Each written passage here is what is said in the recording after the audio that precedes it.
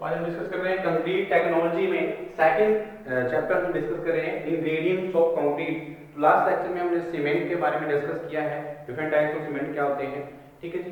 तो आज हम नेक्स्ट जो इंग्रेडिएंट रहेगा, हम बेसिक इंग्रेडिएंट्स जो हमारे कंक्रीट के रहते हैं, सीमेंट, एग्रीगेट्स एंड वाटर। ठीक है जी। तो हम सेकंड वन जो हमारा इंग्रेडिएंट्स है, मेन इंग्रेडिएंट्स है एग्रीगेट्स, उसको भी देखते हैं। तो एग्रीगेट्स क्या होते हैं इसके बारे में डिस्कस करते हैं, और इसकी कुछ रिक्वायरमेंट्स क्या रहेंगी, गुड एग्रीगेट्स की रिक्वायरमेंट क्या है, उनकी क्लासिफिकेशन क्या है, वो भी हम यहाँ पे डिस्कस करेंगे। ठीक है जी। तो सबसे पहले हम देखते हैं एग्रीगेट्स के बारे में। तो एग्रीगेट्स क्या होते हैं और इनका पर्पस क्या है, कंक्रीट में क्या एज अ फिलर मटेरियल हम यूज करते हैं, क्या इनका जो कंक्रीट की प्रॉपर्टीज हैं उस पर क्या फर्क पड़ता है, इसके बारे में भी हम डिस्कस करेंगे। ठीक है। तो aggregates are the important constituents in making the concrete. ठीक है जी। एक इंपॉर्टेंट कॉन्स्टिट्यूएंट्स है जो कंक्रीट को बनाने में बहुत ज्यादा हेल्प करता है। ठीक है जी। Aggregates are the important constituents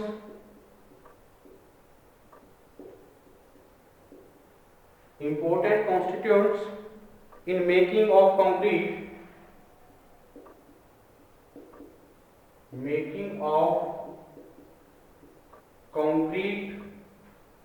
ठीक है जी।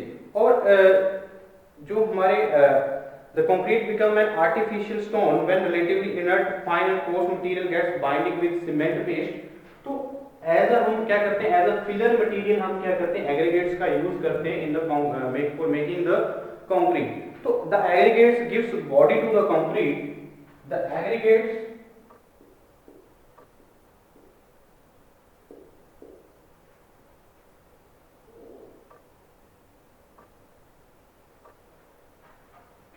gives the body to the concrete, and reduce shrinkage and makes it economical। reduce shrinkage and make it economical। ठीक है जी। तो इकोनॉमिकल बनाने में कंक्रीट को और इसकी श्रिंकेज को रिड्यूस करने में और उसको एक बॉडी प्रोवाइड करने में हेल्प करता है aggregates for making the concrete. ठीक है जी। तो ये एक हेल्पफुल जो हमारा कॉन्स्टिट्यूएंट, इंपॉर्टेंट कॉन्स्टिट्यूएंट है जो हम ऐड करते हैं, इंग्रेडिएंट है कंक्रीट का। ठीक है। तो generally aggregate occupied 70 to 80% of volume of concrete. Generally कितनी परसेंटेज जो रहती है एग्रीगेट्स की हम ऐड करते हैं कंक्रीट में, aggregates occupy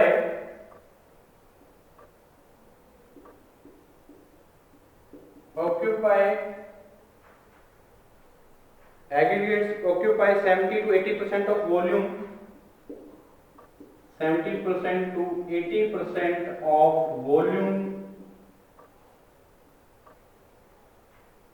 volume of cement। ठीक है जी। तो 70 to 80% जो सीमेंट का वॉल्यूम है उसका क्या करते हैं हम, वो जो यूज है एग्रीगेट्स का हम यूज कर सकते हैं। ठीक है। तो it is therefore significant important to obtain the right type and quality of aggregates at site. ठीक है। तो जो हमारे एग्रीगेट्स हैं, जो बहुत सारी जो प्रॉपर्टी है कंक्रीट की उसको भी इन्फ्लुएंस करते हैं। ठीक है। कौन कौन सी प्रॉपर्टीज है वो भी देखते हैं। ठीक है। जो जिसके अकॉर्डिंग जो वो एग्रीगेट्स की वजह से चेंज हो सकती है। ठीक है। तो उन प्रॉपर्टीज को भी इन्फ्लुएंस करता है एग्रीगेट इन द कंक्रीट। ठीक है। Aggregates influence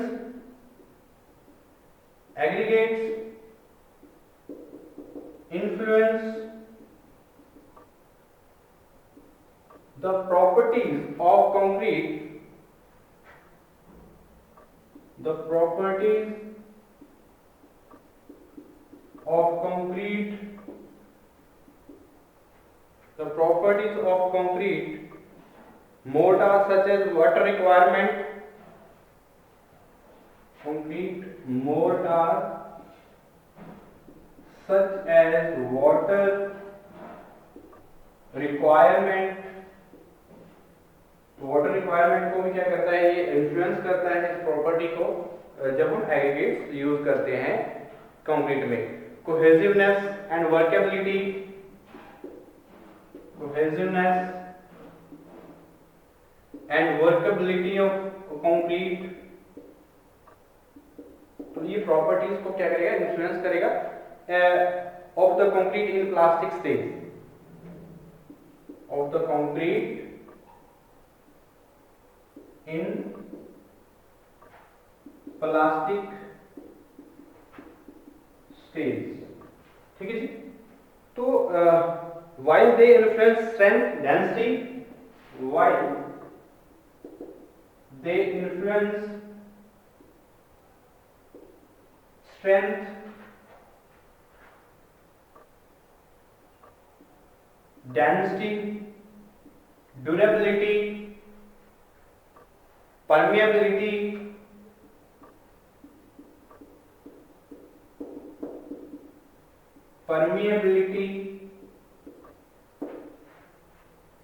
surface finish and color,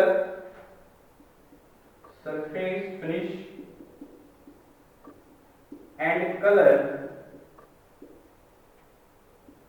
surface finish and color in hardened state, in hardened stage।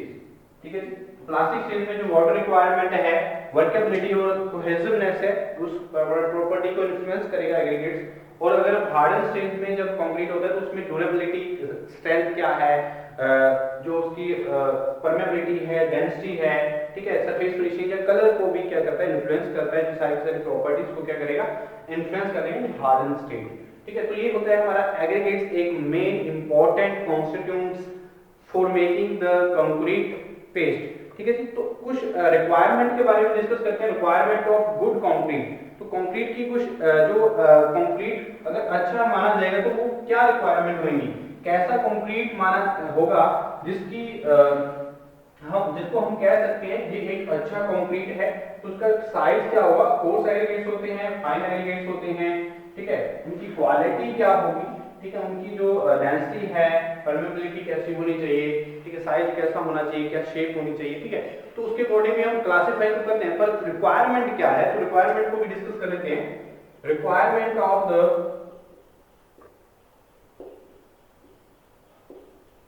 Of good concrete, good aggregates,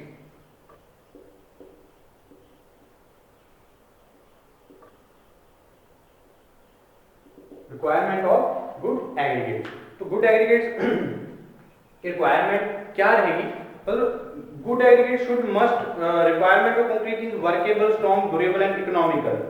ठीक है, तो अगर रिक्वायरमेंट देखें तो हमारे पास एक गुड एग्रीगेट वो ही होगा जो एक ड्यूरेबल है, स्ट्रेंथ जिसकी अच्छी है, जिसकी वर्केबिलिटी अच्छी है, जो इकोनॉमिकल है।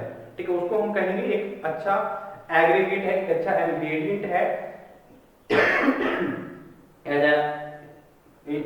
Ingredient of concrete. तो एग्रीगेट में बहुत सारी जो बातें, it should be free from the containing of clay and other material.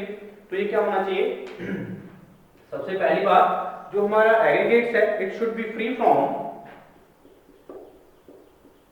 It should be free from coating of clay, coatings of clay and other material। ठीक है जी, तो अदर मटेरियल्स की कोटिंग हो जाती है एग्रीगेट्स पे, वो नहीं होनी चाहिए, तभी हम मानेंगे एक अच्छा एग्रीगेट है। ठीक है, it should have rough surface texture, it should have rough surface texture. तो इसका जो टेक्सचर है, इसकी जो टेक्सचर जो स्ट्रैटिफिकेशन है वो क्या होनी चाहिए, रफ होनी चाहिए। उसका जो सरफेस है वो क्या होनी चाहिए, रफ होनी चाहिए। जो इसका टेक्सचर है वो क्या होना चाहिए, रफ होना चाहिए। तो क्या होगा, माना जाएगा यही हमारा जो एग्रीगेट है एक अच्छा मानेगा, ठीक है। It should be sufficiently hard, it should be sufficiently hard, तो हार्ड होना चाहिए, ठीक है। तो ये कुछ रिक्वायरमेंट रहेंगी एक अच्छे एग्रीगेट्स को के लिए। तो it should chemically inert, it should be chemically inert, ठीक है जी। तो ये क्या है, केमिकली इनर्ट है। It should be strong enough, it should be strong enough,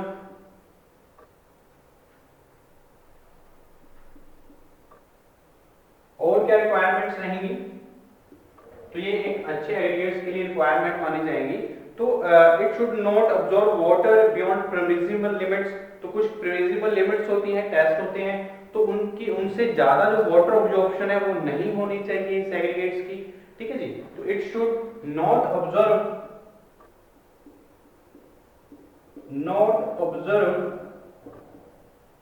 water beyond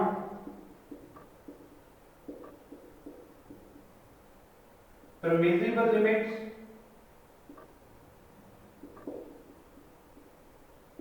ठीक है जी, permissible limits। और क्या रिक्वायरमेंट रहती है गुड एग्रीगेट्स की, it should be possess chemical stability, it should possess chemical stability, यानी कि जो केमिकली जो अटैक रहते हैं मटेरियल पे, ठीक है, वो केमिकली अटैक से क्या हो, ये अपने आप को क्या कर सके, प्रोटेक्ट कर सके, इतनी इसकी क्या है स्टेबिलिटी होनी चाहिए, ठीक है जी। और हमारे जो गुड एग्रीगेट्स है वो क्या रहेंगे, should exhibit abrasion resisting property, it should exhibit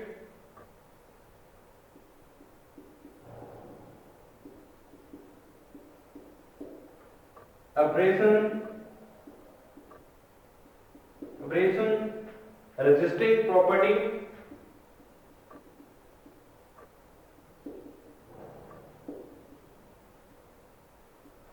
ठीक है जी।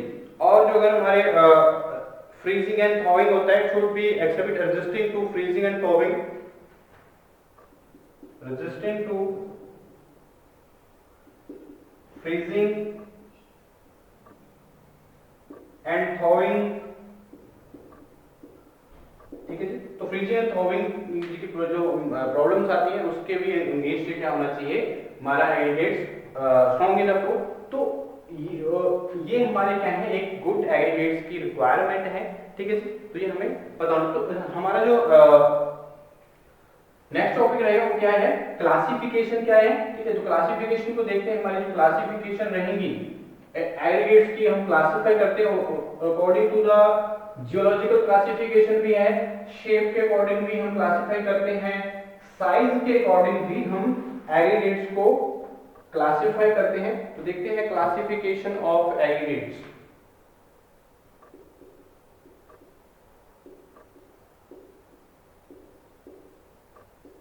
ऑफ एग्रीगेट्स,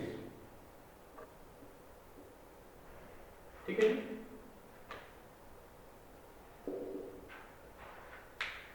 तो according to the geological origin हम तीन तरह से इसको क्या करते हैं, थ्री वेज में क्लासिफाई करते हैं हमारे एग्रीगेट्स को।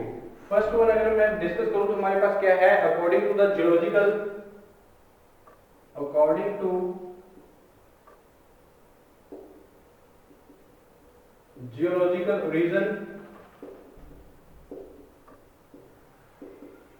जियोलॉजिकल ओरिजिन के अकॉर्डिंग हम क्या करते हैं, क्लासिफाई कर सकते हैं एग्रीगेट्स को। और क्या है, अकॉर्डिंग टू साइज,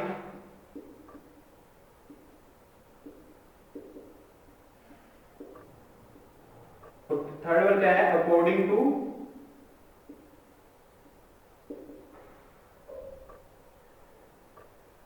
शेप, ठीक है जी। तो थ्री वेज में हम क्या करेंगे, क्लासिफाई कर पाएंगे एग्रीगेट्स को। तो कुछ इस तरह से क्लासिफिकेशन होगी। तो सबसे पहले मैं देखता हूँ जियोलॉजिकल ओरिजिन जो है हमारे सिलेबस के अकॉर्डिंग हम इसमें जियोलॉजिकल एक्शंस जो हैं, ठीक है, ये नेचुरल एग्रीगेट्स होते हैं या आर्टिफिशियली या हम इसको जो हमारे प्रोसेस्ड एग्रीगेट बोलते हैं। दो तरह से हम क्लासिफाई करते हैं जियोलॉजिकल ओरिजिन को, ठीक है। तो जियोलॉजिकल ओरिजिन और नेचुरल एग्रीगेट्स क्या होते हैं इसके बारे में देखते हैं। सबसे पहले हम according to the geological origin, तो जियोलॉजिकल ओरिजिन का मतलब क्या है और इसकी क्लासिफिकेशन में हम फर्दर जो क्लासिफाई करते हैं एग्रीगेट्स को दो वे में करते हैं। कौन से? The aggregates are usually derived from natural sources. Geological origin क्या है? जो हमारे एग्रीगेट्स नेचुरली क्या ऑब्टेन किए जाते हैं, have been naturally reduced to the desired size by crushing according to source or nature of formation. The aggregates are classified into two types, ठीक है जी। तो नेचुरली जब हम एग्रीगेट्स को ड्राइव करते हैं by the desired size by crushing, ठीक है, तो हम टू वेज में क्या करेंगे, इसको क्लासिफाई करते हैं जियोलॉजिकल ओरिजिन के अकॉर्डिंग हम हमारे एग्रीगेट्स को। तो दो एग्रीगेट्स हमारे हैं, कौन कौन से? नेचुरल एग्रीगेट्स और दूसरा क्या रहता है? Artificial aggregates. तो जियोलॉजिकल के अकॉर्डिंग क्या है हमारे? नेचुरल एग्रीगेट्स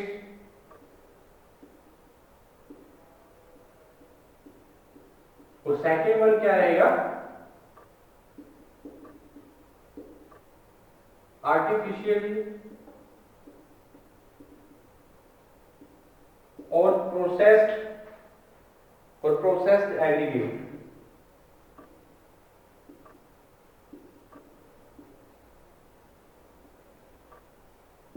ठीक है जी। तो दो तरह के एग्रीगेट्स है। तो नेचुरल एग्रीगेट्स क्या है? जो हमारे they are naturally occurring aggregates obtain from natural deposit of sand and gravel और from quarry by cutting rocks, ठीक है। और हमारे जो रॉक्स को कट करके या by quarrying of the sand और ग्रेवल, ठीक है। तो ग्रेवल की क्वेरिंग जो नेचुरल डिपॉजिट में, जो हमारे नेचुरल डिपॉजिट है सैंड की, ग्रेवल की, या इनकी सबकी जो हमारे क्वेरिंग की जाती है रॉक स्ट्रक्चर की, या रॉक की हम कटिंग करते हैं, उससे हमारा क्या होता है, जो नेचुरली हमारा जो एग्रीगेट्स को ऑब्टेन किया जाता है फ्रॉम द रॉक, ठीक है जी, उसको हम क्या बोलेंगे? Natural aggregates. तो आर्टिफिशियल और प्रोसेस्ड एग्रीगेट्स क्या रहेंगे, इसको हम समझते हैं, डेफिनेशन के अकॉर्डिंग समझते हैं। नेचुरल एग्रीगेट्स क्या है, ठीक है। तो क्या है? These are naturally occurring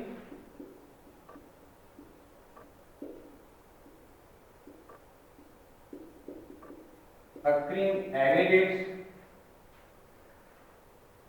obtained from natural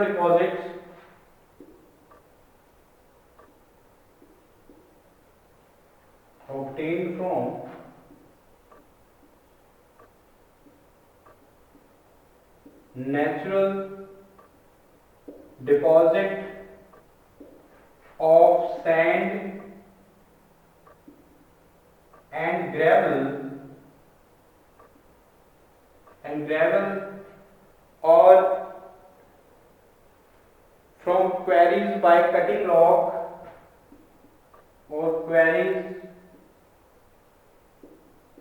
by cutting rock, ठीक है। तो हम कटिंग रॉक की क्वेरीज के अकॉर्डिंग और हम जो नेचुरल डिपॉजिट है उसके वहां से क्या करते हैं, नेचुरल एग्रीगेट्स को ऑब्टेन कर पाते हैं, ठीक है जी। तो जो हमारा suitability of the locally available aggregate depend upon the geological history of the reason.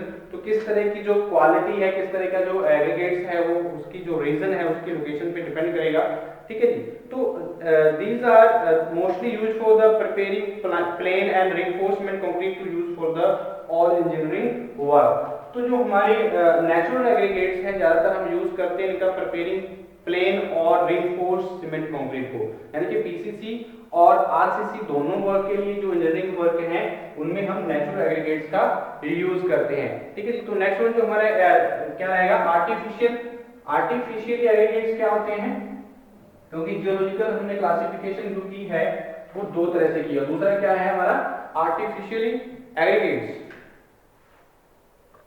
Second one क्या होता है हमारा, according to the geological origin, artificial aggregate.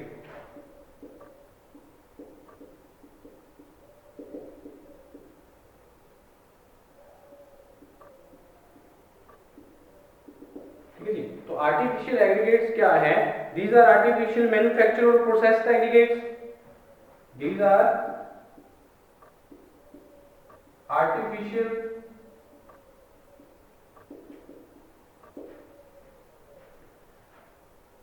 artificially manufactured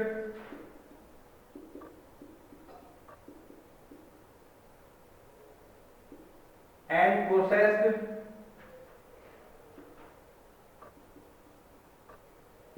aggregates।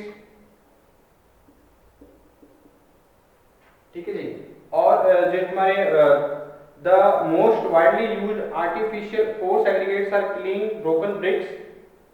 The most widely used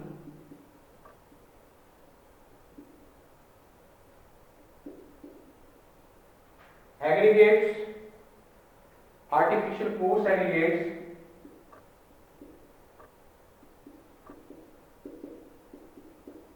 coarse aggregates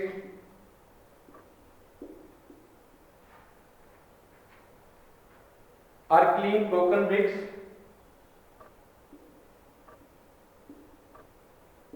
broken bricks and air and cooled blast fresh blast furnace slag and air cooled blast furnace slag। ठीक है जी, तो artificially course aggregates जो widely हम use करते हैं उसमें clean broken BRICS और air cooled blast furnace slag होती है। ठीक है जी, तो द आर्टिफिशियल फाइन एग्रीगेट्स में बी सो डस्ट फ्लाई ऐश एटसेट्रा। तो जो फाइन एग्रीगेट्स, हम आर्टिफिशियली फाइन एग्रीगेट्स की बात करें तो कौन कौन से रहेंगी? सो डस्ट जो होती है, या फ्लाई ऐश होती है, ये रहेंगी। और जो हमारे कोर्स एग्रीगेट माने जाएंगे वो कौन से होंगे? क्लीन ब्रोकन ब्रिक्स होंगी, air cooled blast furnace slag हुआ। ठीक है जी, हमारे क्या होंगे? Artificially course aggregates. अगर मैं फाइन एग्रीगेट्स की बात करता हूं वो कौन से रहेंगी? The artificial fine aggregates, artificial fine aggregates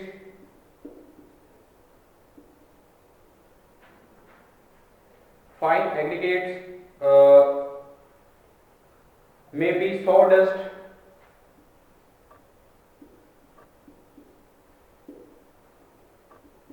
fly ash etcetera. ठीक है, तो इसके यूज क्या है? जो हमारे आर्टिफिशियल एग्रीगेट्स हैं, ठीक है, इनकी यूज क्या है? तो ज्यादातर broken bricks are used as a coarse aggregates in clean, जो हमारी लीन कंप्लीटिंग है, लीन कंप्लीटिंग करते हैं तो उसमें हम ब्रोकन ब्रिक्स का यूज करते हैं। तो ब्रोकन ब्रिक्स हमारे कोर्स आर्टिफिशियल कोर्स एग्रीगेट्स है।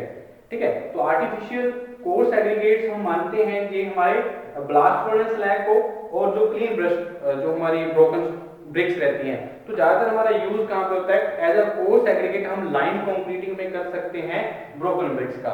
और जो यूज करते हैं तो हमारे broken bricks are also used in the mass concreting work. तो मास कंक्रीटिंग वर्क में भी हम ब्रोकन ब्रिक्स का यूज कर सकते हैं। और fire resisting property of the concrete can be enhanced by using blast furnace slag. ठीक है, तो ब्लास्ट फर्नेस स्लैग यानी कि जो हमारे ब्लास्ट फर्नेस स्लैग है, इसका जो यूज कहता है वो किसके लिए हो सकता है? जो फायर रेजिस्टिंग प्रॉपर्टी होने की वजह से कंक्रीट में हम ब्लास्ट फर्नेस स्लैग जो है यूज कर सकते हैं। तो ये हमारे आर्टिफिशियल एग्रीगेट्स हैं, हमने डिस्कस किए हैं। इसकी दो क्लासिफिकेशन को according to the geological origin के अकॉर्डिंग, हमारी नेचुरल एग्रीगेट्स और आर्टिफिशियल एग्रीगेट्स। तो हमारे जो नेक्स्ट क्लासिफिकेशन रहेगी वो हम देखेंगे according to the size and shape. ठीक है जी, तो हम नेक्स्ट लेक्चर में डिस्कस करते हैं according to the classification of aggregates according to size and shape।